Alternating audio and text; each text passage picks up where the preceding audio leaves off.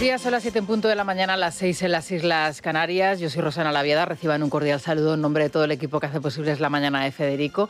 En este martes 11 de noviembre, hoy es San Martín de Tours, uno de los santos más famosos de Francia, y a él le debemos el término capilla. Él fue miembro de la Guardia Imperial y cobró fama cuando partió su capa en dos para compartirla con un pobre. Felicidades a todos los Martín, felicidades a todos ellos y no sé si también a las Martinas, que podrían ser también hoy su santo. Bueno, felicidades a todos ellos en cualquier caso y especialmente a todos aquellos que son miembros del Club de Libertad Digital. Las lluvias van a continuar durante la jornada de hoy, especialmente en el cuadrante noroeste peninsular. Pueden ser localmente fuertes, ojo, en Galicia, y los cielos van a estar despejados prácticamente en el resto del país, en el resto de España. Eso sí, hay alerta amarilla y naranja en Galicia, Asturias, Cantabria y Navarra por fuerte viento. Mucha precaución, por tanto, sobre todo si se acercan a las zonas costeras. Ya saben que a veces el viento es mal compañero de viaje y nos la puede jugar, sobre todo si vamos al coche. A esta hora en Madrid tenemos 6 grados, vamos camino de los 16. Parece que las temperaturas, sobre todo las mínimas, se van templando ligeramente. Incluso las máximas se elevan un poco. La máxima nacional se registra en Granada, bueno, allí 26 grados. La mínima en Ávila, en Cuenca, en Soria y en Teruel, 3 grados.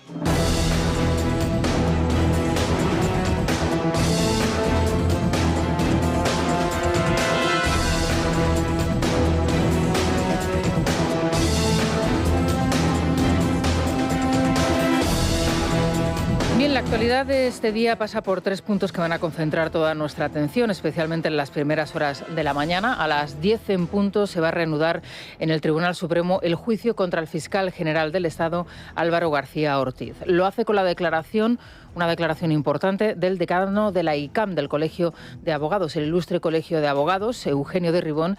El Colegio de Abogados de Madrid ejerce como acusación particular, hay que recordar, y defiende que juzgar al fiscal general del Estado es una garantía del Estado de Derecho, precisamente.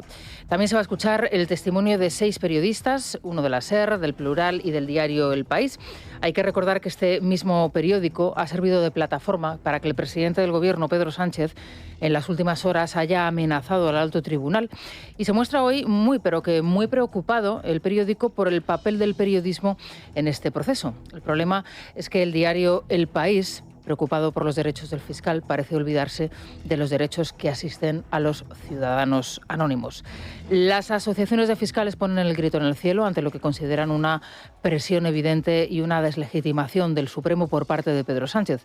Feijóo se pronuncia en la misma línea. Que ha dicho este fin de semana, durante un juicio en el Tribunal Supremo, que el fiscal general es inocente, rompiendo la independencia judicial. Esto no había ocurrido en ningún momento de nuestros 50 años de democracia. En el segundo punto donde nos encontramos la noticia del día es en Valencia. Si ya son muchos los que empiezan a ponerse nerviosos sobre el nombre de la persona de consenso que debería hacerse con las riendas del gobierno valenciano. El próximo día 19 se cumple, digamos, ese plazo de tiempo dado y a esa fecha tendríamos que conocer el nombre del próximo presidente valenciano. El portavoz Pere Llorca es uno de los nombres que suenan con más fuerza. Él niega que se lo hayan ofrecido de momento. Dice que está concentrado en su labor de portavoz. Veremos a ver qué sucede en las próximas horas, porque hoy mismo Carlos Mazón va a pasar por la Comisión de Investigación del Gobierno valenciano, mientras en una campa de Algemesí han aparecido toneladas y toneladas de material donado durante los días posteriores a la riada que no llegó a repartirse. Y esta es otra de las grandes cuestiones que nos tenemos que plantear. ¿Cómo se reparte, cómo se gestiona el material que la gente con toda su buena voluntad dona cuando se produce una crisis de esta envergadura, de estas características, y que luego no llega a donde tiene que llegar?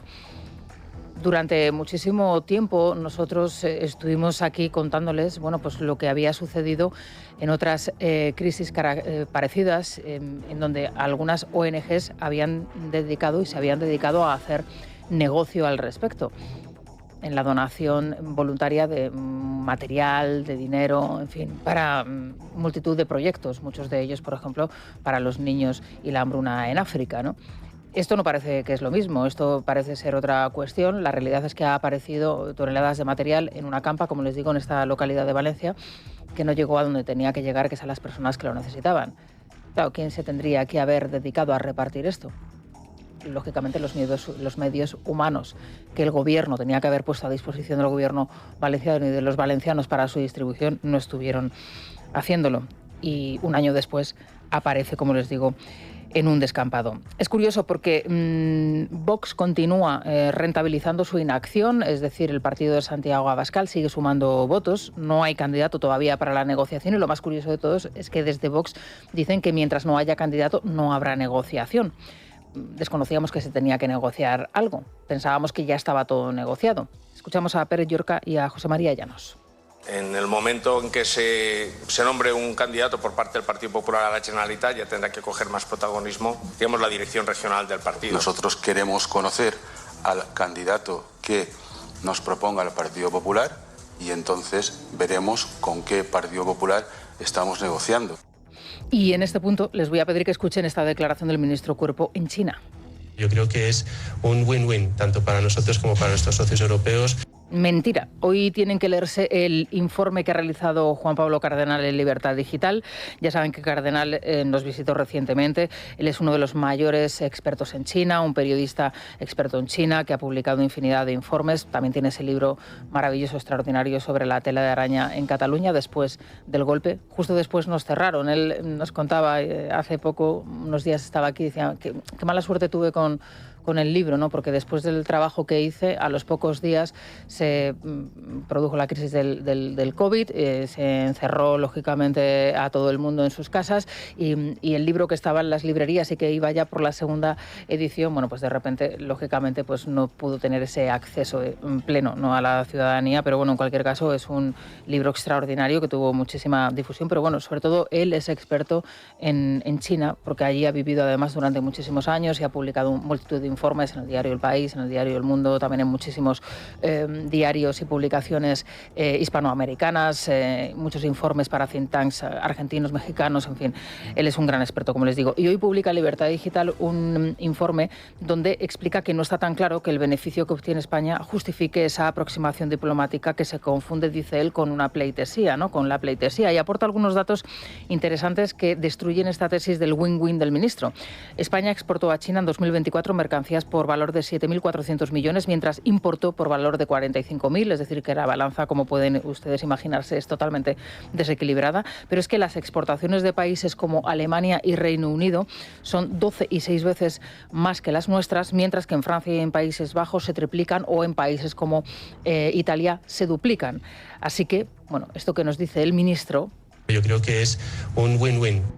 Es mentira, mentira.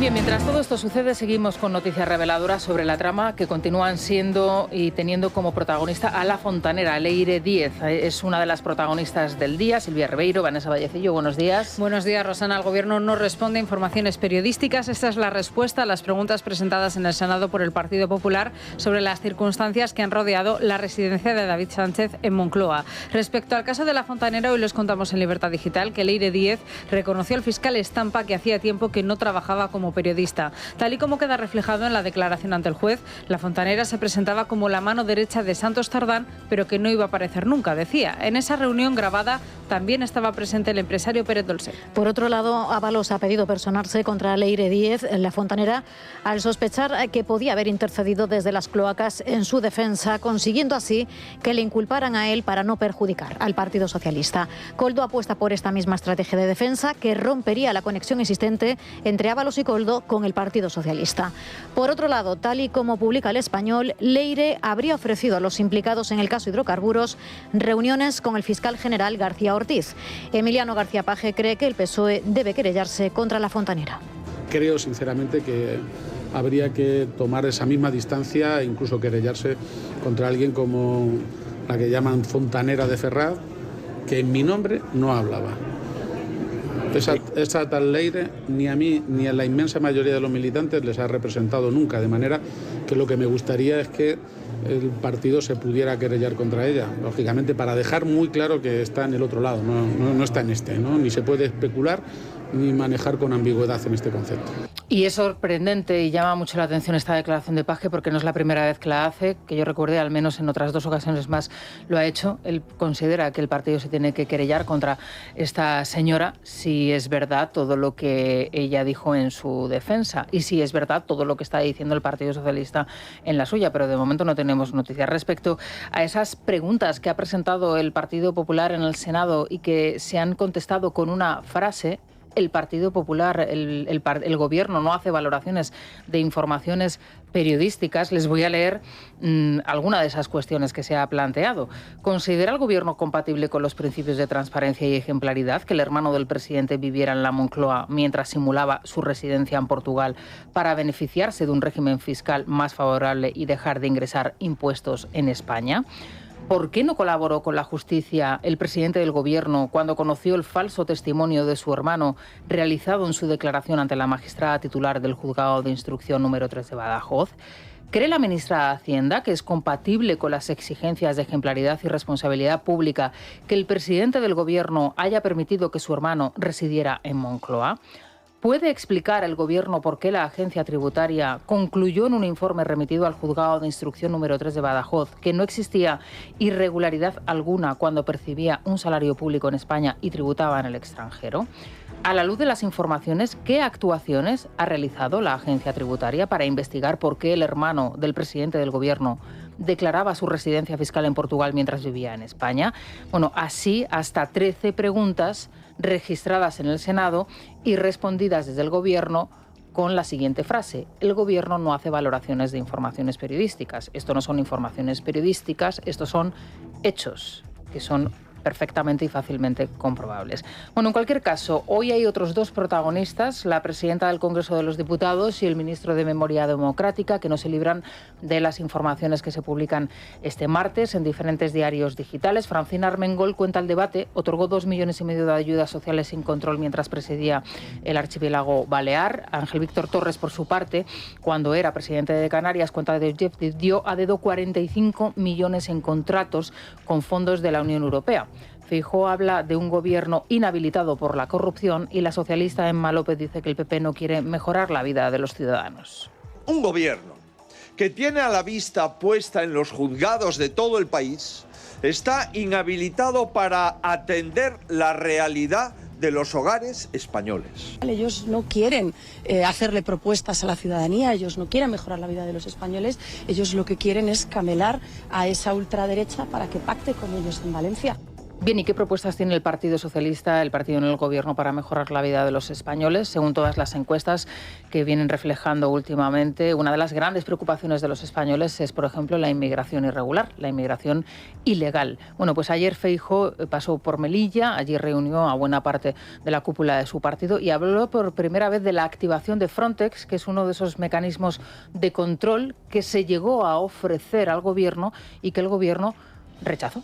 Considera esencial el despliegue de la Agencia Europea de Control de Fronteras y Costas para combatir la llegada de ilegales a nuestro país. Es la primera vez que abiertamente se solicita su activación en una cuestión para la que la colaboración entre los Estados miembros es indispensable. Feijóo ha hecho esta solicitud desde Melilla, donde este lunes ha reunido por primera vez a su comité de dirección para abordar el plan sobre inmigración. Asegura Feijóo que la ciudad autónoma va a ser una prioridad para él y ha defendido la españolidad tanto de Ceuta como de Melilla con un mensaje directo a Marruecos. Es y será España.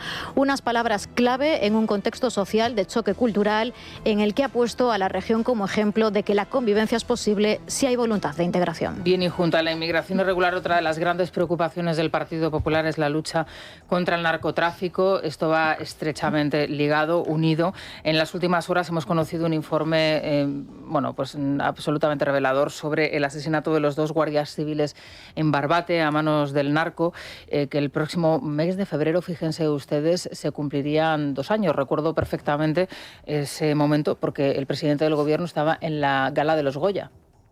Él estaba en la gala de los Goya mientras estos policías, estos agentes eran asesinados por el narco en Barbate. Hay localidades del sur de España, entre ellas Barbate y desgraciadamente otras muchas más de Cádiz, que ya viven prácticamente del narco. Desde el estrato más bajo y más joven, con chavales de 14, 15 años que se dedican a dar la voz de alarma cuando llega la policía a los controles, por ejemplo, de los mares y de las costas, cuando llegan las lanchas, a auténticos narcos que están instalados ya en estas localidades. Los fiscales y los jueces y las policías y los agentes que se encuentran en la zona trabajando no tienen medios. La unidad que estaba encargada de esta desarticulación fue desmantelada por Marlaska sin dar ninguna explicación convincente a nadie. Y esta situación cada vez es más grave, porque la conexión existente, además, entre el narco en el sur de España y también en Galicia, aquí lo hemos hablado con Romero y con Andros Lozano, es evidente y cada vez más extensa. Esto está propiciando que el narco esté entrando en la península como un puente para llevar la droga al resto de Europa, y ya no solamente es el costo y es la marihuana, sino que también es la cocaína. Bueno, esto es lo que está pasando y esto es lo que dice este informe. Los eurodiputados que se desplazaron a Andalucía hace unos meses han presentado ya sus conclusiones sobre lo sucedido y son demoledoras para el Gobierno. El documento sostiene que Interior retiró pruebas clave relacionadas con el asesinato de estos dos agentes hasta el punto de llegar a obstruir la investigación. Una de las prácticas que se detallan es la de la retirada de la lancha embestida para que no pudiera ser examinada. El documento ha sido aprobado por una comisión del Parlamento Europeo con el voto en contra del Partido Socialista. El informe solicita también endurecer el Código Penal y la restauración del Ocon Sur, la unidad de élite contra el narcotráfico desmantelada por Marlaska. Precisamente mañana el ministro va a ser interpelado sobre esto en el Congreso, cuando el asunto vuelve a la actualidad después de que este fin de semana la Policía Nacional haya realizado una nueva operación contra los narcos en Sevilla. Los agentes se han incautado de casi 5 toneladas de hachís en una operación que se saldó con varios agentes heridos, uno de ellos por impacto de bala. Bueno, y esto de la lancha me recuerda mucho a los trenes del 11M, ¿no? Si no está la prueba, la investigación, lógicamente, es muy complicada. Es decir, se destrozan las pruebas y la investigación es francamente difícil. Bueno, nos recuerda todo muchísimo, ¿no? Al final son factores y elementos comunes. Nos vamos a situar en Valencia. La verdad es que ya la preocupación es máxima, incluso el nerviosismo, porque, bueno, ¿por qué hay tanto problema en dar el nombre de la persona o el candidato a seguir gobernando en Valencia mientras haya elecciones? La verdad es que nadie lo entiende. Sí que se habló en su momento de 2 personas, pero de momento una de ellas, Pérez Llorca, dice que a él nadie le ha dicho nada. Así que, bueno, veremos a ver qué es lo que sucede. De momento hoy Carlos Mazón tiene que pasar por esa comisión de investigación en el Parlamento valenciano. Será a las 4 de la tarde, va a comparecer en las Cortes a petición propia y va a ser la primera vez que un dirigente político se va a someter a las preguntas de los grupos. Hasta ahora solo lo han hecho técnicos. Esto cuando la instrucción continúa en manos de la juez de Catarroja y vuelve a estar en el centro de la polémica porque ha rechazado investigar,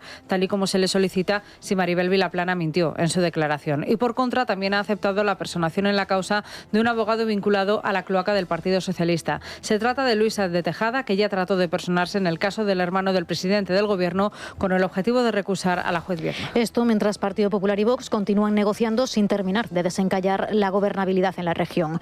Los de Abascal niegan este punto, dicen que de momento solo ha habido contactos, mientras que desde el PP se dilata el debate. Si bien a la opinión pública se ha trasladado que el nombre elegido para dar continuidad a Mazón es el de Juanfran Pérez Llorca, este dice que nadie le ha contactado todavía.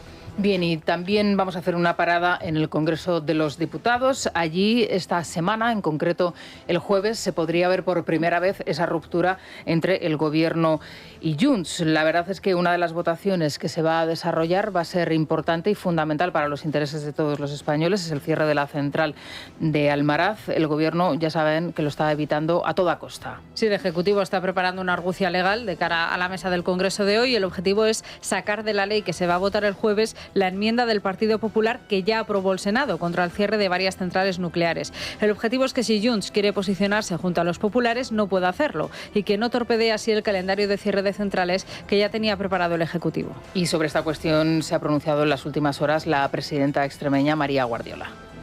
Yo creo que eso es de tener un egocentrismo bastante importante que debiera hacérselo mirar. Nosotros las decisiones no las tomamos en ningún caso pensando en Gallardo ni en el Partido Socialista. Él tiene que pronunciar 4 palabras que son muy básicas. Almaraz no se cierra. Se va a prorrogar porque hay un compromiso del Gobierno de España, pero sobre todo ya hay una petición de las empresas. Que aquí es donde está la clave. Si no ha habido antes una prórroga, ha sido porque las empresas han esperado al último día para hacer esa prórroga. Bueno, yo creo que está claro y es evidente que la presidenta extremeña tiene la sartén por el mango, se la ve desde luego muy segura, y Gallardo lo que tiene que hacer es evitar este tipo de declaraciones, porque ya suficiente tiene con lo que tiene. En fin, son las 7:20 de la mañana, las 6:20 en las Islas Canarias. Vamos a despegar con Iberia.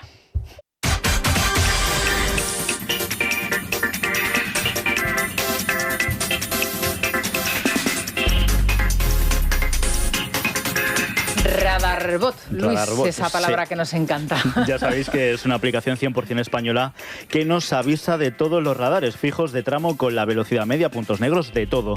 Entre impuestos, gasolina, seguros y peajes, conducir ya es bastante caro como para que encima te frían a multas por un despiste. Por eso yo uso Radarbot, sabiendo que mis viajes son más tranquilos, porque no me los va a amargar una multa. Si tú tampoco quieres volver con una multa de recuerdo, descárgate gratis Radarbot desde la tienda de aplicaciones. Bueno, y hoy ya volvemos a la normalidad, especialmente en la capital de España, donde ayer era festivo. ¿Cómo se circula hasta ahora? Pues hasta ahora ya tenemos retenciones en el sur de la M30 y en el nudo norte, entrada a Madrid por el Paseo de la Castellana, a la altura del Hospital de la Paz. En el centro de la capital, tráfico lento en el Paseo de Recoletos, en la Glorieta de Embajadores, también complicaciones en la Plaza de Manuel Becerra, en Avenida de América, en la calle Génova, sentido Colón, y en O'Donnell con Doctor Esquerdo. ¿Cómo se circula por el resto de carreteras españolas? DGT, Álvarez, muy buenos días. Buenos días. En este momento estamos pendientes de un siniestro que corta en Tarragona la AP7 en la Aldea en ambos sentidos, desvío debidamente señalizado. Además, dos alcances dificultan la entrada a Madrid, uno por la 5 en Móstoles y otro por la 6 en Las Rozas, tráfico irregular en el resto de entradas. Destacamos la 2 en la Alcalá de Henares y en Torrejón de Ardoz. Y también hay dificultades en Barcelona en la entrada por la 2 y la B23 en Pallejà, y en Sevilla en el acceso por la A49 en Tomares. Radarbot te ayuda a disfrutar de una conducción tranquila, segura y sin multas. Bueno, pues son las 7:25 de la mañana. Nos vamos a ir con el Santander a la NFL. Bueno, es el evento deportivo de la semana, Sergio. Este fin de semana, así que muchísima atención, sobre todo los fans del fútbol americano, porque este domingo en el Santiago Bernabéu, gran acontecimiento, y es que Santander, en colaboración con los Miami Dolphins, nos trae el gran partido de la National Football League, su duelo contra los Washington Commanders. Y aún hay más, no te pierdas la experiencia fan de los Miami Dolphins en Plaza de España. Allí podrás vivir el espíritu de la NFL con juegos y además muchas sorpresas. Y para sorpresas, esta otra que traemos. Sorteamos 2 entradas para el partido entre todos los oyentes que escriban a nuestro correo santander@libertaddigital.com con 2 Ds. Repito, santander@libertaddigital.com, contestando a esta pregunta: ¿cómo se llama el estadio de los Miami Dolphins? Participa y te esperamos con Santander y los Miami Dolphins. Es la mañana.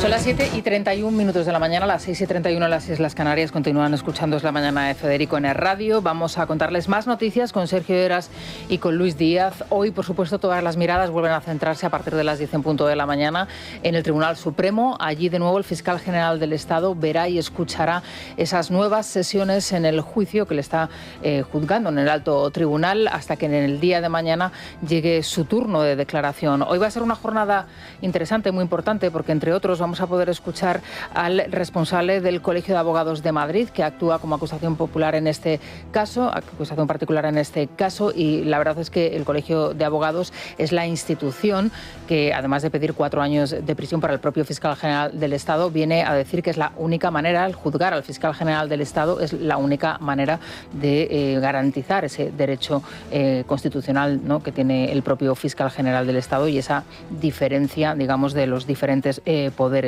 en nuestro país. Es muy significativa la postura del Colegio de Abogados, como también será lógicamente interesante escuchar a los periodistas de parte que van a escucharse a partir de hoy, el testimonio que van a dejar alguno de ellos, como por ejemplo el periodista del diario Público, que fue el diario que publicó de manera íntegra ese email, el primero que lo hizo, y luego también el periodista de la cadena SER, Miguel Ángel Campos. Este martes comienza la segunda y última semana semana del juicio al fiscal general del Estado. La primera testifical es la de Eugenio Ribón, decano del Ilustre Colegio de Abogados de Madrid, institución que ejerce una de las acusaciones populares de este juicio. Después están citadas la fiscal jefa de la Inspección Fiscal, Antonia Sanz, y el fiscal delegado de Protección de Datos, Agustín Hidalgo, clave en la cuestión del borrado de datos del móvil de Álvaro García Ortiz. También están citados 2 periodistas, entre ellos Miguel Ángel Campos de la cadena SER, que dio la primera información sobre el correo del abogado de la pareja de Isabel Díaz Ayuso. Y durante el programa de hoy vamos a tratar de abordar también la crisis de la gripe aviar, ese avance del virus que está provocando, entre otras cuestiones, una gran alarma social, quizá por el desconocimiento o porque no se está explicando bien esta cuestión. Por eso queremos abordarla a partir de las 9:30 de la mañana. Las consecuencias son muchas. La primera de ellas, tenemos una prueba y es el huevo de oro, podríamos llamarlo así. Y es que el precio de los huevos es imparable. En las últimas semanas el aumento ha sido extraordinario y va a continuar al menos durante las 2 próximas semanas. No se alarmen ustedes, eso es al menos lo que nos dicen los expertos, porque si se confinan las aves de corral, lógicamente la expansión del virus va a estar controlada. Esta es la recomendación de los expertos, pero lógicamente hay mucha inquietud entre los consumidores y también entre los propios responsables de las granjas, que lógicamente están atentos a todas las órdenes que les están dando desde el propio ministerio. Sí, el gobierno ha confinado aves de corral desde este lunes en 1.200 municipios, siendo Castilla y León y Andalucía las zonas más afectadas. El ministro Luis Planas pide calma ante el avance del virus y ante el aumento del precio de los huevos, más de un 30% en el último año y con la docena superando los 3 euros en los últimos 7 días. Según el catedrático de Salud Animal, Juan José Badiola, los casos remitirán en 2 o 3 semanas. Ya sé que eso a veces no les gusta a los propietarios. Bueno, pues oye, es que va a ser un periodo corto. Se supone que vayan a ser 2, máximo 3 semanas. Que este es un virus, sí, bastante contagioso, pero habría que indicar que es especialmente contagioso entre las aves o para las aves. Y ya lo que es más improbable, que eso hay datos en varios lugares, en varios brotes, la transmisión persona a persona.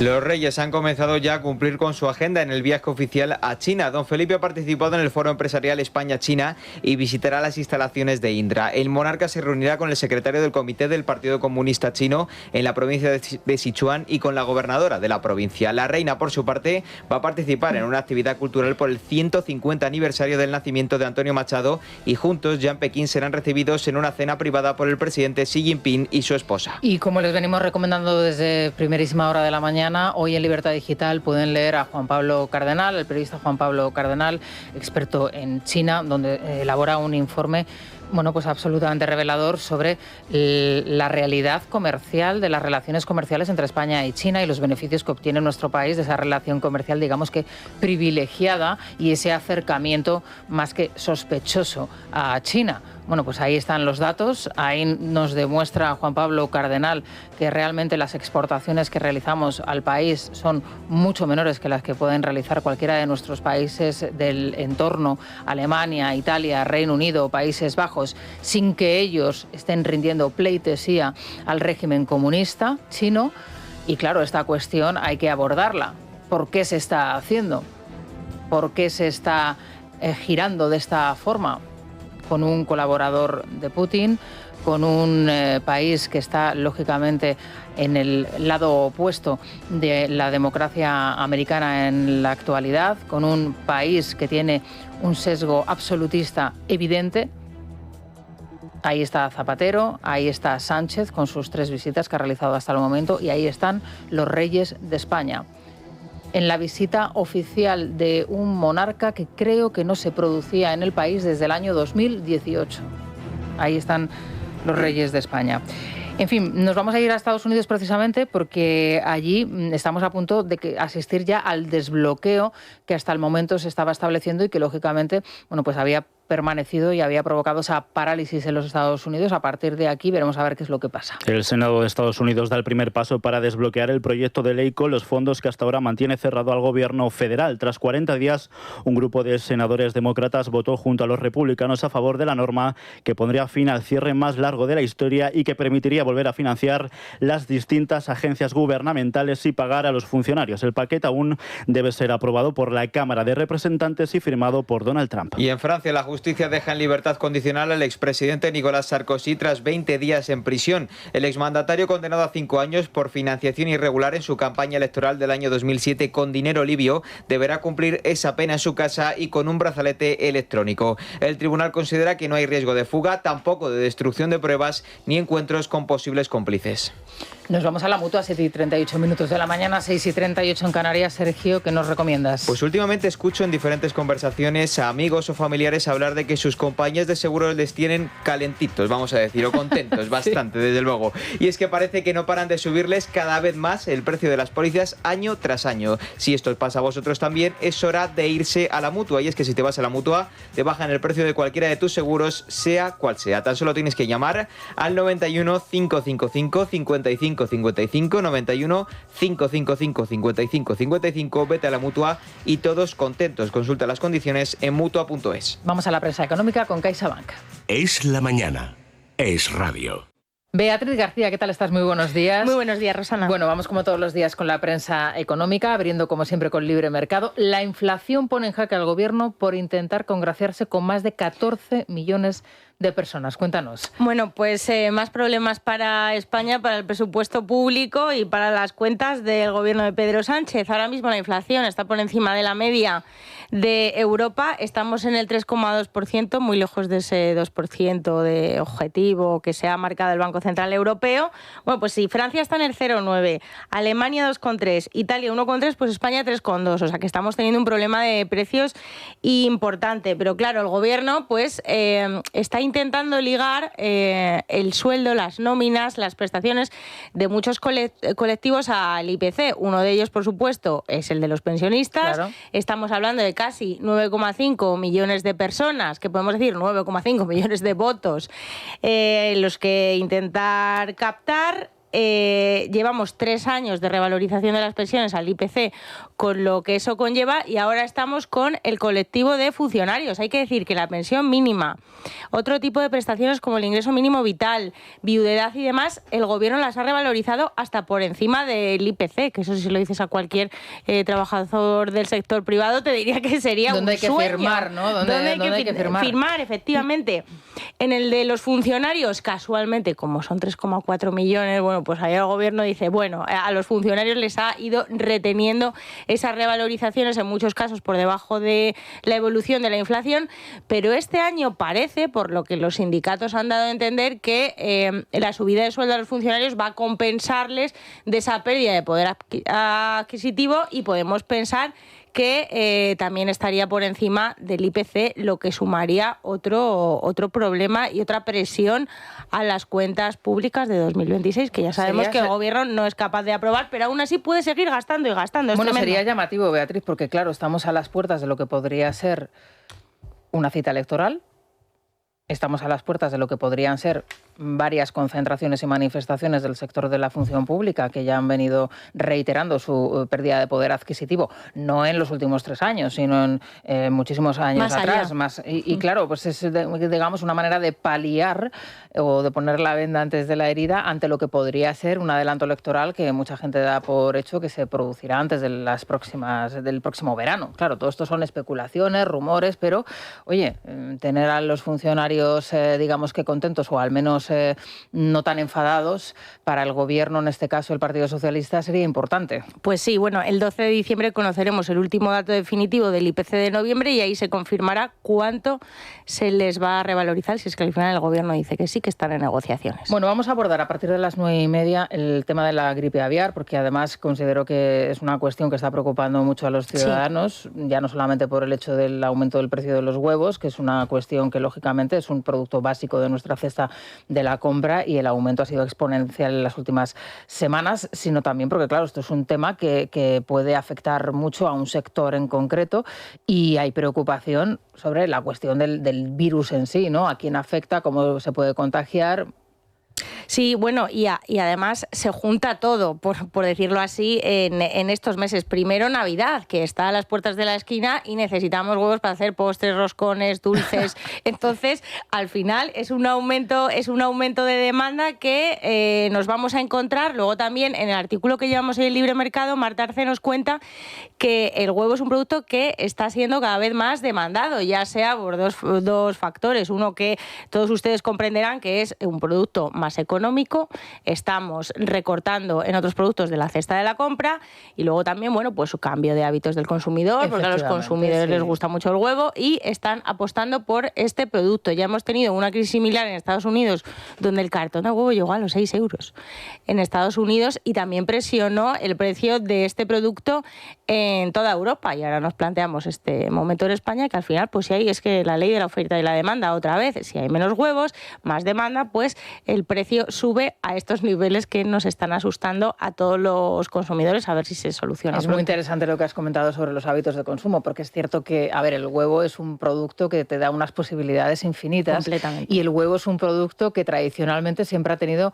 muy mala prensa, ¿no? Porque se asociaba al colesterol. Sin embargo, los últimos estudios de expertos, lógicamente, y científicos confirman, y una labor además docente muy importante por parte y divulgativa por parte de los expertos, han hecho del huevo el producto estrella, ¿no? Desmintiendo todo lo que se venía diciendo de él, ¿no? Y de su consumo, digamos, reiterado a lo largo de la semana, e incluso se llegaba a decir que solamente se podían consumir 2 huevos a la semana. Bueno, verdad, ahora ya no. Ahora ya el huevo se puede consumir diariamente y además te puedes tomar más de un huevo si quieres todos los días. Y claro, como tiene esas posibilidades infinitas, que si frito, que si en tortilla, que si la tortilla de patata, que si un huevo escalfado, que si, en fin, bueno, pues claro, y encima el precio que tiene y la proteína que te aporta, pues maravilloso. Sí, sí. Bueno, luego vamos a hablar de esta cuestión. ¿Más titulares que quieras destacar hoy, Beatriz? Bueno, pues en El Economista han entrevistado a la jefa de estudios de Fotocasa y tampoco da muchas esperanzas en el sector del alquiler. Lo que dice María Matos es que la tensión que experimenta el mercado ahora mismo, que está en máximos, que va a ser definitivo el año 2026 porque se van a acabar numerosos contratos, vencen muchos en 2026. Y ellos, bueno, pues según sus cálculos o según están testeando con sus clientes, dicen que el 43% va a salir del mercado tradicional. O sea, el 43% de los alquileres no se van a renovar, ya sea porque van a vender las viviendas, ya sea porque lo van a destinar a alquiler turístico o otro tipo de alquileres que no sean tradicionales. Claro, es que al final, o sea, el gobierno está completamente radicalizado en el tema arrendatario. Quiere más todavía, quiere secuestrar más todavía el alquiler. Si es obligatorio 5 años, se están planteando aumentar esas prórrogas a 7, a 10. O sea, es que al final te secuestran la casa siendo propietario. No puedes echar a la gente aunque no te pague. Pues es que eso es un desincentivo para poner tu vivienda en ese mercado, aunque pueda parecer lo contrario, que es muy rentable porque el precio está muy, muy alto y demás. Tienes muchísimo poder si eres propietario antes de alquilar, pero una vez se firma el contrato, ojo, porque el inquilino, o sea, se cambian completamente las tornas. Es algo muy semejante a lo que ha pasado en los últimos años en Países Bajos. Cambió la norma. La mayoría de las viviendas efectivamente se pusieron a la venta porque el propietario estaba asfixiado, ya no solamente por la cuestión, digamos, que le exigía el gobierno a la hora de alquilar, ¿no? Las condiciones en las que tenía que estar la vivienda. Y yo conozco que, bueno, una de las, por ejemplo, de las cualidades que tenían que tener o que tienen que tener las viviendas en alquiler en Países Bajos es tener aire acondicionado, que tú fíjate, en Países Bajos el aire acondicionado lo que lo usarán, se necesita, ¿no? Si no es para, digamos, compensar la humedad que pueda haber en la vivienda, pero es cierto que las condiciones concretas de las viviendas tenían que ser muy específicas y prácticamente lo que tú dices, yo creo que más del 50% de la vivienda salió el año pasado a la venta en Países Bajos e hizo que algunas localidades que están ya muy tensionadas porque son tradicionalmente universitarias, pues por ejemplo Eindhoven, por ejemplo Tilburg, se pusieran imposible el alquiler. Claro, sí, el alquiler era imposible porque las viviendas salieron todas a la venta, así que vamos camino de lo que sucedió allí. ¿Y algo más que nos quieras contar? Bueno, pues Expansión también habla del presupuesto de 2026, de que el gobierno es incapaz de sacar adelante unas cuentas otro año más y que ¿qué está haciendo? Bueno, pues parches. El cálculo son 45.000 millones en parches presupuestarios para seguir gastando, porque el gobierno la verdad que sigue gastando, que si créditos a la seguridad social, todo tipo de crédito, gasto público, y al final consigue, bueno, pues extender y ampliar esa bolsa de dinero. Bueno, vamos a estar muy pendientes de la bolsa a partir de las 9 de la apertura. Te seguimos leyendo, por supuesto, en Libre Mercado. Muchas gracias, Beatriz. Gracias. Vamos a hacer una pausa, se quedan con las noticias más cercanas, las de su comunidad, y a la vuelta vamos con la tertulia. Hoy con Paco Rosell, Raúl Vilas y también Carlos Cuesta. Tenemos que abordar muchas cuestiones y, por supuesto, nos iremos al Tribunal Supremo. Antes, vamos a pasarnos por el Reino Unido y vamos a ver un poco la BBC. También lo vamos a comparar con Televisión Española. Es la mañana. Es radio.